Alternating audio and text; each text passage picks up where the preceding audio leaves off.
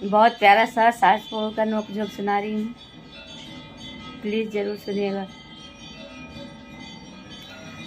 12 दिन के ललनवा, 12 दिन के ललनवा, सासू मारे तनवानु हो। ऐसैया कैसे धोई सारी बर्तनवा त रोए ललनवानु हो।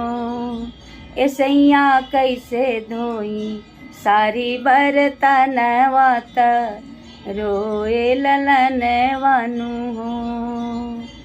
12 दिन के ललनवा, गोतीन मारे तनवानु हो। 12 दिन के ललनवा, गोतीन मारे तनवानु हो।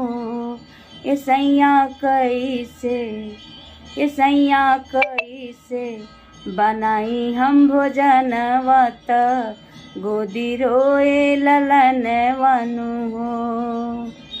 ऐसैया कैसे हम बनाई भोजनवा त गोदी रोए ललनवानु हो।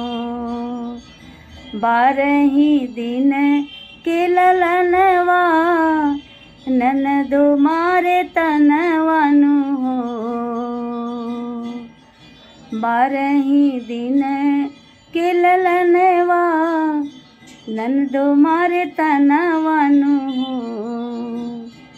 भाभी देई दीहा, भाभी देई दीहा, तू गहनवा त